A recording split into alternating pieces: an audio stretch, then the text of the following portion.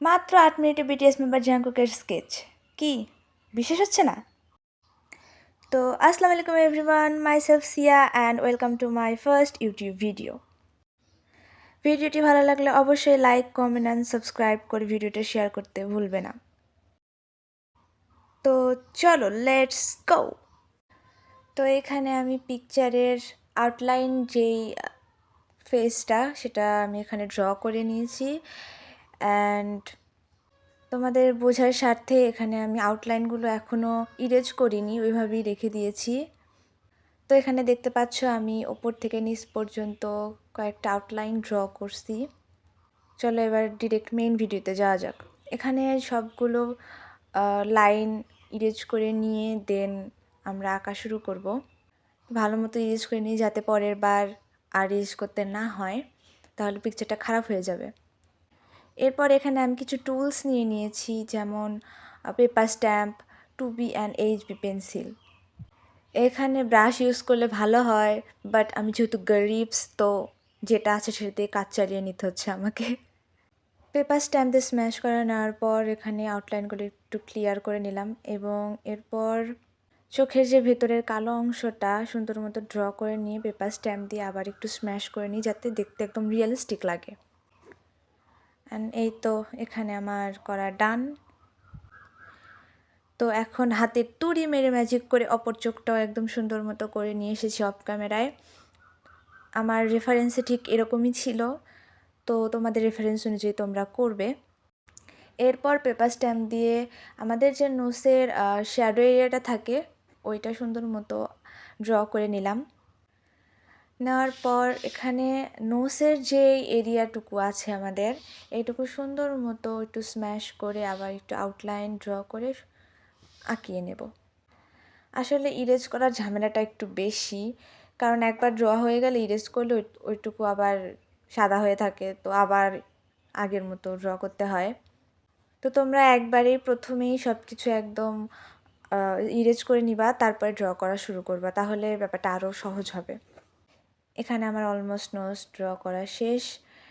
কিছু ডিটেলস এখানে অ্যাড করব আমরা, যেগুলো ইউজুয়ালি একদম রিয়েলিস্টিক ফিল দেয়, ভাইব দেয়। তো সবসময় ট্রাই করবা যে শ্যাডোগুলো যত সুন্দর মতো ফুটিয়ে তোলা যায়। এখানে আমার কাছে ছিল একটু বড়লোকি দেখানোর জন্য তোমাদেরকে দেখাচ্ছিলাম। তো এখানে ক্লে টাইপের যে ইরেজারটা আছে ওইটা দিয়ে আমি সুন্দর মতো এই ভিতরে কিছু ছোট ছোট দাগ পড়ে গেছিলো, ওগুলো আমি রিমুভ করে নিলাম। এই তো অলমোস্ট আমাদের শেষ। তো এখন আমরা ড্র করব যে ঠোঁটের যে এরিয়াটা আছে। এখানে আমি আগেই সব কিছু ড্র করে নিছি, তো আমার কাছে তো প্যারা লাগে নাই। আর আমি প্রথম এরকম ভয়েস দিচ্ছি, তো কোনো ভুল ত্রুটি হলে অবশ্যই তোমরা ইগনোর করো। বেসিক্যালি আমি অনেক ভয়ে ভয়ে ভয়েসটা দিচ্ছি, কারণ জানি না যে কীভাবে কেমন কি করব, হঠাৎ করে মন চাইলো। তো বেশি কথা না বলে আমরা আবার ড্রয়িংয়ে ফিরে যাই। তো এখানে আমি ঠোঁটের ভেতরে কিছু ডিটেলস দিয়ে রাখছিলাম, ওগুলো ইরেজ করে দিলাম, কারণ প্রবলেম হচ্ছিলো আঁকাতে। ঠোঁটের ক্ষেত্রে একটা জিনিস সবসময় নোটিস করবা, রাখবা, যে ঠোঁটের যে মাঝখানে একটু উঁচু নিচু টাইপের ডিটেলস থাকে, ওখানে দুটো এইভাবে গোল দিয়ে নিলে হয় কি এই বিষয়টা অ্যাকচুয়ালি ফুটে তোলা যায়, বোঝা যায় যে হচ্ছে কোথায় কেমন, আর একদম রিয়েলিস্টিক লাগে। তো তোমরা ট্রাই করবা অলওয়েজ ঠোঁটটা একদম মেজারমেন্ট অনুযায়ী ড্র করার, নইলে পুরো পিকচারটাই খারাপ হয়ে যাবে, কারণ ঠোঁট একটা স্কেচের সবচেয়ে ইম্পর্টেন্ট একটা পার্ট। তো দেখো আমার এখানে ঠোঁটটা অলমোস্ট ড্র করা শেষ। তো ঠোঁটের নিচে অলওয়েজ একটু বেশি ডার্ক করবা, যাতে বোঝা যায় 3D একটা ভাইব দেবে, দেখতে অনেক সুন্দর লাগবে আর রিয়েলিস্টিক একটা ভাইব দিবে। তো সুন্দর মতো স্ম্যাশ করে নিবা। অ্যান্ড আমি আউটলাইনটা বারবার দিচ্ছিলাম, কারণ এটা বারবার মুছে যাচ্ছিলো, দ্যাটস ওয়াই আমাকে বারবার দিতে হচ্ছে। আর এখানে আমি HB পেন্সিলটা ইউজ করছি, অ্যান্ড মোস্ট ইম্পর্টেন্টলি জাংকুকের তিল দিতেই হবে। তো এখন আমরা আইব্রোস ড্র করব। আইব্রোস ইউজুয়ালি যেরকম হয় ওরকম আমি এখানে 2B পেন্সিল ইউজ করছি। আর জাংকুকের যে পিয়ার্সিংটা আছে এইটা সুন্দর মতো পরে ড্র করে নিব। আগে আমি আইব্রোসটা ড্র করে নিচ্ছি। তোমরা খেয়াল রাখবে যাতে ছোটো ছোটো ডিটেলসগুলো মিস না যায়। ছোটো ছোটো ডিটেলসের জন্য মাঝে মধ্যে মনে হয় যে এটা কাইন্ড অফ একদম সিমিলার লাগতেছে এরকম আর কি। তো এখানে যখন আমার একটা আইব্রোস শেষ হয়ে গেছে, তো আমি আরেকটা দিকে যাচ্ছিলাম। একদম সেম ওইভাবে আঁকিয়ে নেব। এখানে আমার দুটো আইব্রোস আঁকা হয়ে গেছে। দেখো অলমোস্ট প্রায় মনেই হচ্ছে যে একদম রিয়েলিস্টিক হয়ে গেছে। নেক্সট চলো এবার আমরা চুলের দিকে ধাবিত হই। বরাবরের মতো আমার চুলটা ড্র করা প্রচুর প্যারা লাগে। এখানে ছোটো ছোটো ডিটেলস অ্যাড করতে হয়। তো এখানে দেখো আমার পেন্সিলের প্রায় অর্ধেক শেষ, অর্ধেকের বেশি শেষ, কারণ এটা আমি খুবই ইউজ করি। চারকোলের ডার্কটা দিয়ে চুল আর্ট করে একদম পুরা জোস লাগে দেখতে। তো এখানে আমি ধীরে ধীরে আউটলাইনগুলো ড্র করে নিচ্ছি প্রথমে, তারপরে ভিতরে সব ডিটেলস অ্যাড করব।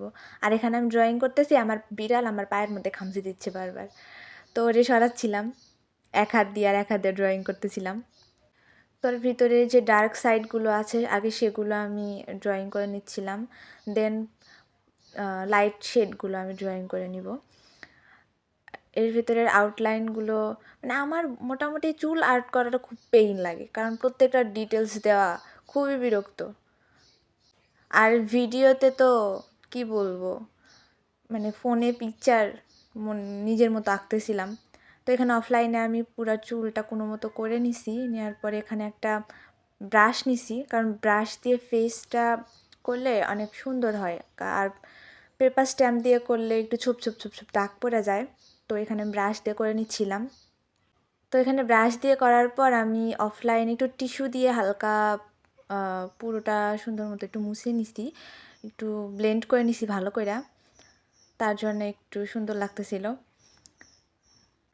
তো তোমরা পারলে একটু টিস্যু দিয়ে সুন্দর মতো ব্লেন্ড করে নিবা, অনেক স্মুথ ব্লেন্ডিং হবে। তো এখানে আমার প্রায় শেষ।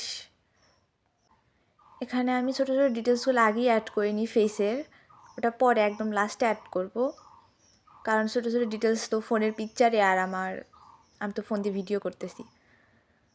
এখানে যে এয়ারের যে সাইডটা ছিল এটা আমি ড্র করে নিচ্ছি। নেওয়ার পরে এই সাইডে একটু বাদ রাখছি, কারণটা আমি ভুলে গেছিলাম তখন। এরপর ধীরে ধীরে আমি টোটালটা একদম পেপার স্ট্যাম্প দিই। আমার পেপার স্ট্যাম্প দিয়ে কাজ করতে অনেক ভালো লাগে। এরপর যেই থুতনির যে নিচের জায়গাটা, এটা একটু হালকা 3D ভাইব দিয়ে ট্রাই করতেছিলাম, একটু শ্যাডো শ্যাডো টাইপের। তো এখানে আমার করা শেষ, আর বডিটার একটু ডার্ক করলে আরও সুন্দর লাগতো। এখানে আমার ড্রয়িং করা কমপ্লিট। তো তোমরা কমেন্ট করে বলো কেমন হয়েছে। আর নেক্সট কার স্কেচ করব, জিমি নাকি V? Thanks for your watching guys. দেখা হচ্ছে নেক্সট ভিডিওতে। টিল দেন আল্লাহ হাফেজ।